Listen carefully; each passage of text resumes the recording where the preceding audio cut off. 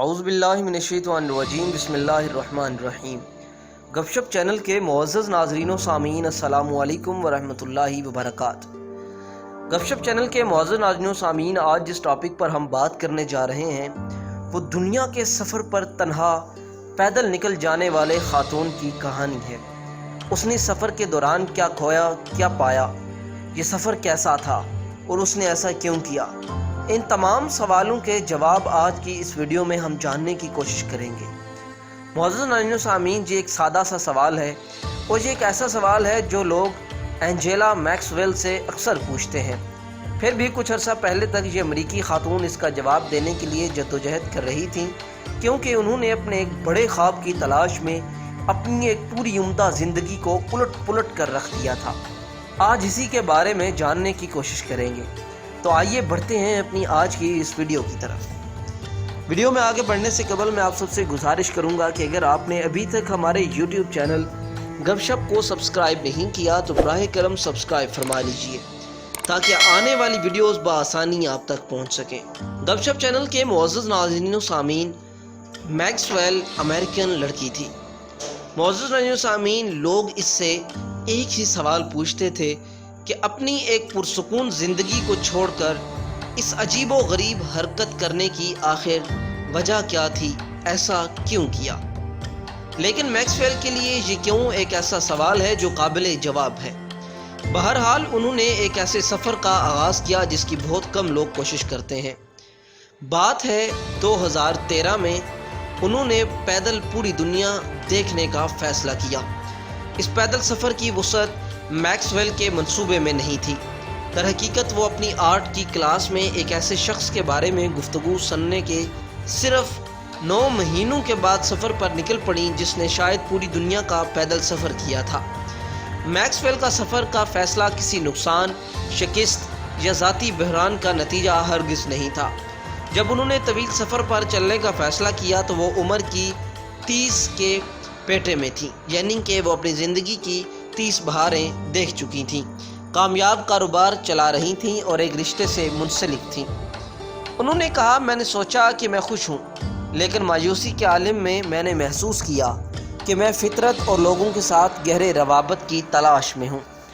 اسے معلوم کرنے کا بہترین طریقہ یہ تھا کہ قدم بڑھائے جائیں اور چلنے سے کاربن کے اخراج کم ترین سطح پر ہوتے ہیں، اور ساتھ ہی سست رفتاری سے چلنے کا یہ مطلب بھی تھا کہ وہ فطرت میں پوری طرح ڈوب سکتی ہیں، ان لوگوں سے مل سکتی ہیں جن کی قریب سے وہ بصورت دیگر گاڑی سے جلدی سے گزر جاتی تھیں، اور دیگر ثقافتوں کو جان سکتی ہیں جو طویل مسافتوں پر جانے والوں کے لیے منفرد تجربہ ہے۔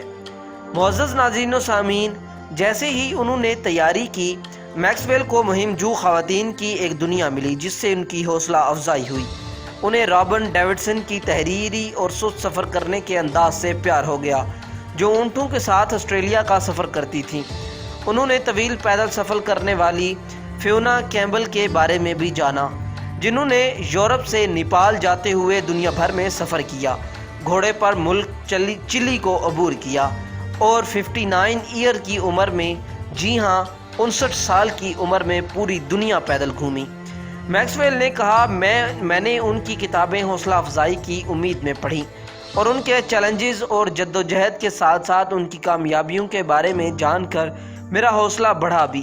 ہر عورت کی کہانی بالکل مختلف تھی اور انہوں نے مجھے اعتماد فراہم کیا۔ معزز ناظرین و سامعین، یہ کوئی آسان فیصلہ نہ تھا، یہ فیصلہ انتہائی مشکل تھا، کیونکہ جس سفر پر میکسویل جا رہی تھی اس سفر کے دوران بے شک بہت ہی حسین و جمیل وادیاں تو آنے والی تھیں، لیکن نہایت خوفناک اور ایسی گھاٹیوں کا سامنا بھی تھا جہاں صرف اندھیرا تھا۔ ایک بار جب انہوں نے سفر کا فیصلہ کر لیا تو میکسویل نے اپنا سارا سامان بیچ ڈالا اور ضروری سامان سفر تیار کر لیا۔ انہوں نے 50 کلو گرام کیمپنگ کا سامان، خشک خوراک، ملٹری گریڈ واٹر فلٹر اور ہر موسم کے لیے کارآمد لباس کی ایک ٹوکری بھر لی۔ میکسویل نے 2 مئی سن 2014 کو اپنا آبائی شہر بینڈ اوریگون چھوڑا اور ایک ایسی مہم جوئی کے لیے نکل پڑی جس کے بارے میں وہ یہ نہیں جانتی تھی کہ اس راہ پر انہیں کیا کیا ملنے والا ہے۔ جب میں نے پہلی بار جون سن 2018 میں میکسویل کے ساتھ اسکائپ پر بات کی تو انہیں اس سفر پر تقریباً 4 سال ہو چکے تھے۔ جی ہاں، یہ کہنا ہے ایک رپورٹر کا۔ وہ 3 براعظموں کے 12 ممالک میں 12,500 میل سے زیادہ پیدل سفر طے کر چکی تھی۔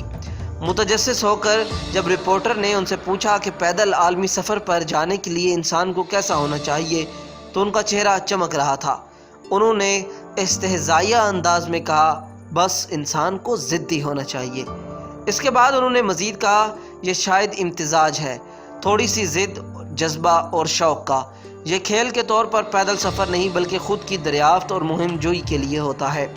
میکس ویل نے مجھے بتایا کہ اگرچہ انہوں نے جلد ہی اپنا ایک معمول بنا لیا، طلوع آفتاب کے آس پاس جاگنا، ناشتے کے لیے 2 کپ انسٹنٹ کافی اور دلیے کا کٹورا کھانا، سامان باندھنا اور چل پڑنا، رات کے لیے کیمپ لگانا، انسٹنٹ نوڈلز کھانا اور سلیپنگ بیگ میں گھس جانا، کوئی دن ایک جیسا نہیں تھا۔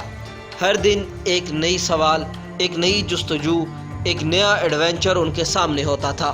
ایک نئی ثقافت، ایک نیا علاقہ، ایک نئی زبان اور ایک نئے لوگ۔ ابتدائی طور پر وہ ایک منصوبہ بندی کے ساتھ نکلی تھی، لیکن جلد ہی احساس ہوا کہ نچلے راستوں میں زیادہ مہم جوئی ہے۔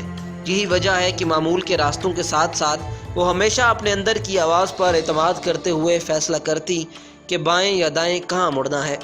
میکس ویل کو آسٹریلیائی صحرا میں دھوپ میں جھلسنے سے چھالے بن گئے تھے اور لو لگ گئی، اور انہیں ویتنام میں ڈینگی بخار ہوا۔ ممکن تھا کہ منگولیا میں ان کے خیمے میں گھس جانے والے خانہ بدوش کے حملے میں ان سخت قسم کے تجربے سے گزرنا پڑتا کہ وہ رک جاتی، لیکن انہوں نے ترکی میں کیمپ لگاتے ہوئے فائرنگ کی آوازیں سنی۔ اس وقت وہ گہری نیند میں تھی۔ انہوں نے وہاں ایک آنکھ اور ایک کان کھلا رکھ کر سونا سیکھا۔ ان کا کہنا تھا، پھر بھی میں نے اسی وجہ سے چلنا شروع نہیں کیا تھا کہ میں نڈر تھی، بلکہ اس وجہ سے کہ میں خوف زدہ تھی۔ مجھے اپنی ملکیت اور من پسند چیزوں کے کھونے سے زیادہ اپنے دل کی پیروی نہ کرنے کا زیادہ خوف تھا۔ جنسی حملے کے صدمے کا مقابلہ کرنا ایک اہم لمحہ ثابت ہوا، جس میں میکس ویل نے بالآخر چلتے رہنے کا عزم کیا۔ وہ ابھی بھی خوف زدہ تھی، تاہم خواتین کی ثابت قدمی اور طاقت کی دوسری کہانیوں نے انہیں اپنا سفر جاری رکھنے میں مدد دی۔ وہ کہنے لگی، میں پرعزم تھی کہ اس واقعے کو اپنا خواب چھوڑ کر گھر واپس جانے کی وجہ نہیں بننے دوں گی۔ میں نے اپنی پوری دنیا کو پیچھے چھوڑ دیا تھا۔ واپس جانے کے لیے کچھ نہیں تھا کہ وہ اپنے سفر کے خطرات کو سمجھے۔ میکس ویل نے یہ جاننے کے لیے چلتی رہیں کہ تشدد کے باوجود ان کا ذہن اور جسم کتنا مضبوط ہو سکتا ہے۔ راستے میں ان کی سست رفتاری نے انہیں دوسری ثقافتوں کو بہت نزدیک سے گہرائیوں سے سمجھنے کا موقع دیا۔ وہ اٹلی کے ٹیرورین سمندر کے کنارے چھوٹے چھوٹے ساحلی دیہاتوں میں گھوم رہی تھیں۔ وہ وہاں کے متحرک ماحول میں باتیں کرنے، بیٹھنے اور شراب پینے کے دعوت ناموں کو قبول کرتیں۔ ویتنام میں ہائی وین پاس کی چوٹی پر پہنچنے کے بعد جب وہ تھک ہار چکی تھیں تو ایک بزرگ خاتون نے ان کا استقبال کیا اور لکڑی کی ایک چھوٹی سی جھونپڑی میں آرام کی دعوت دی۔ منگولیا اور روس کی سرحد پر ایک دوستی ہوئی، جس سے برسوں بعد سوئٹزرلینڈ میں دوبارہ ملاقات ہوئی، یہاں تک کہ میکس ویل اٹلی میں ملنے والی ایک خاتون کی بیٹی کی گاڈ مدر بھی بن گئی۔ اگرچہ کثیر بین الثقافتی ملاقاتیں 7 منٹ کی رہی ہوں یا 7 دن کی، میکس ویل نے ہمیشہ 2 چیزوں پر توجہ مرکوز رکھی۔ ایک یہ کہ سیکھنے کے لائق اچھا سامع بننا۔ انہوں نے کہا، چلتے رہنے سے مجھے یہ پتہ چلا کہ ہر چیز اور ہر شخص کے پاس کہنے کے لیے کوئی نہ کوئی کہانی ہوتی ہے، ہمیں صرف سننے کے لیے تیار رہنا چاہیے۔ معزز ناظرین سامعین، میکس ویل نے کہا کہ تجسس اور کھلی ذہنیت دنیا اور اس کے باشندوں کا زیادہ گہرائی سے تجربہ کرنے اور ایک مؤثر طریقہ جاننے کے لیے ہے۔ 6.5 سال تک میکس ویل نے تجسس، غیر یقینی صورتحال اور انتہائی خطرے سے دوچار طرز زندگی کا انتخاب کیا، اور انہوں نے یہ سب ایک ایسی چیز کی تلاش میں کیا جس کے بارے میں وہ کبھی یقین سے نہیں کہہ سکتی تھیں کہ ان کی تلاش ممکن تھی، اور یہ چیز ذاتی خوشی اور آس پاس کی دنیا سے گہری آہنگ تھی۔ معزز ناظرین سامعین، اگرچہ ابھی وہ ایک کتاب کی تیاری پر کام کر رہی ہیں، مستقبل کے سفر کی منصوبہ بندی کر رہی ہیں، اور خواتین کو اپنی روزمرہ زندگی میں ہمت ڈھونڈنے اور ان کے اظہار کے مواقع پیدا کرنے میں مصروف ہیں، چاہے پیدل چل کر پوری دنیا کا چکر لگانے کی بات ہو یا پھر کسی راستے پر نکل چلنے کی بات ہو۔ میکس ویل اپنی رفتار کو سست کرنے کی قدر جان چکی ہیں، جس کی وجہ سے وہ زیادہ توجہ دینے لگی ہیں اپنی اس شوق کی طرف، اور اس راستے میں وہ لینے کی بجائے زیادہ دینے کے بارے میں سیکھ چکی ہیں۔ وہ جان چکی ہیں کہ ہر ثقافت کے اندر ایک بات کامن ہے: پیار، محبت، دوسروں کے ساتھ اپنا وقت، اپنی چیزیں بانٹنا اور محبت کے ساتھ پیش آنا۔ کوئی بھی ثقافت ہو، وہاں اس چیز کی اہمیت برابر ہے۔ معزز ناظرین سامعین، امید کرتے ہیں آج کی یہ ویڈیو آپ کے لیے معلوماتی ثابت ہوگی۔ مزید اسی طرح کی انفارمیشنل، موٹیویشنل اور معلومات سے بھری ہوئی ویڈیوز دیکھنے کے لیے جڑے رہیں ہمارے یوٹیوب چینل گپ شپ کے ساتھ۔ اگلی ویڈیو تک کے لیے دیجیے اجازت۔ اللہ حافظ، اللہ نگہبان۔